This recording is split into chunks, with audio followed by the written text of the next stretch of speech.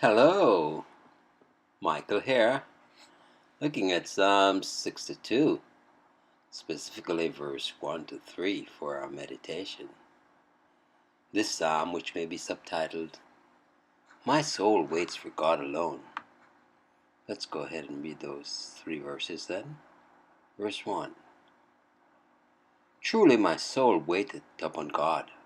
From him cometh my salvation. Verse 2. He only is my rock and my salvation. He is my defense. I shall not be greatly moved. In verse 3. How long will ye imagine mischief against a man? Ye shall be slain, all of you. As a bowling wall shall ye be, and as a tottering fence. And so we look to the treasury of David for the exposition, as written by Charles Spurgeon. Verse 1. Truly, or verily, or only. The last is probably the most prominent sense here. That faith alone is true, which rests on God alone. That confidence which relies but partly on the Lord is vain confidence. If we angelize the word by our word verily, as some do, we should have here a striking reminder of our blessed Lord's frequent use of that adverb. My soul waiteth upon God. My inmost self draws near in reverent obedience to God. I'm no hypocrite or mere posture maker. To wait upon God and for God is the habitual position of faith. To wait on Him truly is sincerity. To wait on Him only is spiritual chastity. The original is only to God is my soul, silence. The presence of God alone could awe his heart into quietude, submission, rest, and acquiescence.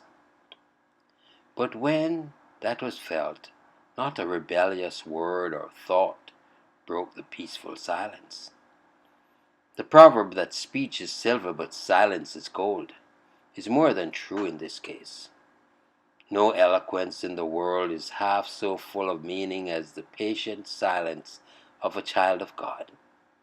It is an eminent work of grace to bring down the will and subdue the affection to such a degree that the whole mind lies before the Lord like the sea beneath the wind, ready to be moved by every breath of his mouth, but free from all inward and self-caused emotion, as also from all power to be moved by anything other than the divine will. We should be wax to the Lord, but adamant to every other force. From him cometh my salvation. The good man will, therefore, in patience possesses his soul till deliverance comes. Faith can hear the footsteps of coming salvation, because she has learned to be silent. Our salvation is no measure or degree, comes to us from any inferior source. Let us therefore look alone to the true fountain, and avoid the detestable crime of ascribing to the creature what belongs alone to the Creator. If to wait on God be worship, to wait on the creature is idolatry.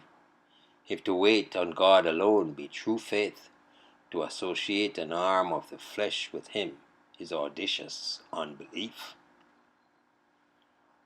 Verse 2, that reads, He only is my rock and my salvation. He is my defense. I shall not be greatly moved. And Spurgeon pens, He only is my rock and my salvation. Sometimes a metaphor may be more full of meaning and more suggestive than literal speech.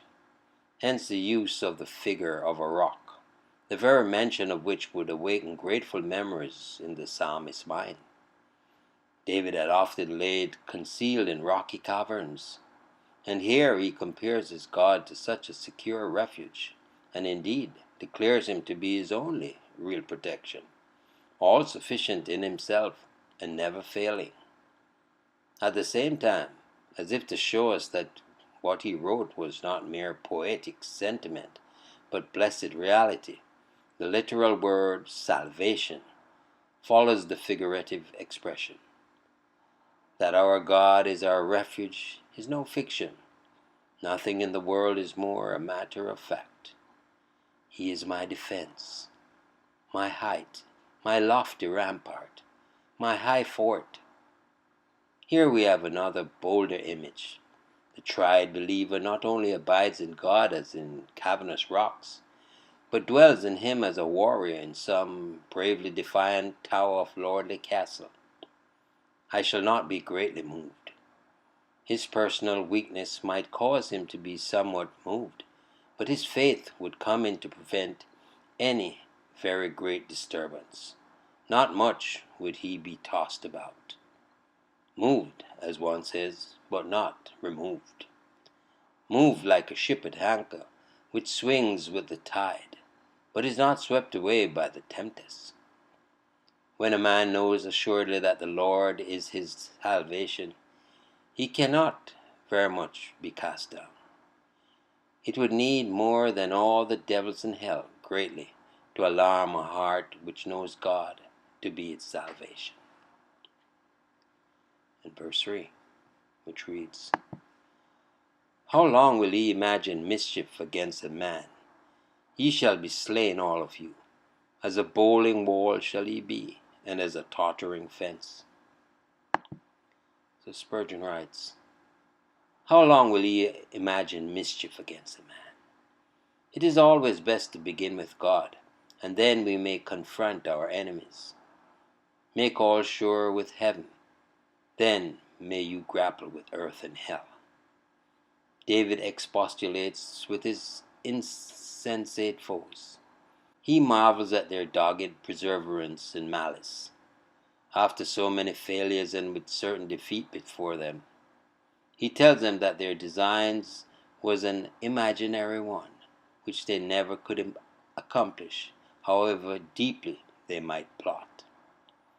It is a marvel that men will readily enough continue in vain and sinful courses, and yet to preserve in grace is so great a difficulty as to be an impossibility, were it not for divine assistance. The persistency of those who oppose the people of God is so strange that me may well expostulate with them and say, How long will ye thus display your malice? A hint is given in the text as to the cowardliness of so many pressing upon one man, but none are less likely to act a fair and manly part than those who are opposed to God's people for righteousness' sake. Satan could not enter into combat with Job in fair duel, but must needs call in the Sabaeans and the Chaldeans, and even then must borrow the lightning and the wind before his first attack was complete. If there were any shame in him or in his children, they would be ashamed of the dastardly manner in which they have waged war against the seed of the woman. 10,000 to 1 has not seemed to them too mean an advantage. There is not a drop of chivalrous blood in all their veins.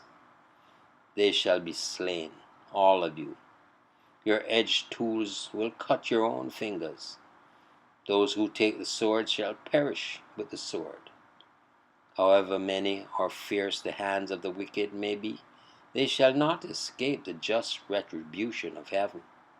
Rigorously shall the great lawgiver exact blood from men of blood, and award death to those who seek the death of others. As a bowling wall shall ye be, and as a tottering fence. Boastful persecutors bulge and swell with pride, but they are only as bulging wall, ready to fall in a heap. They lean forward to seize their prey, but it is only as a tottering fence inclines to the earth upon which it will soon lie at length. They expect men to bow to them, and quake for fear in their presence. But men made bold by faith see nothing in them to honor, and very, very much to despise. It is never well on our part to think highly of ungodly persons, whatever their position. They are near their destruction. They totter to their fall. It will be our wisdom to keep our distance, for no one is advantaged by being near a falling wall. If it does not crush with its weight, it may stifle with its dust. The passage is thought to be more correctly rendered as follows: How long will ye press on one man, that ye may crush him in a body, like a toppling wall, a sinking fence? So Dr. K. of Calcutta translates it. We have, however, kept to our own version as yielding a good and profitable meaning. Both senses may blend in our meditations. For if David's enemies battered him as though they could throw him down like a bulging wall, he, on the other hand, foresaw that they themselves would by retributive justice be overthrown like an old, crumbling, leaning, yielding fence. Yes, indeed, my soul waits for God alone. I trust you enjoyed the meditation. Michael here declaring yet again, Jesus is Lord. Until next time, be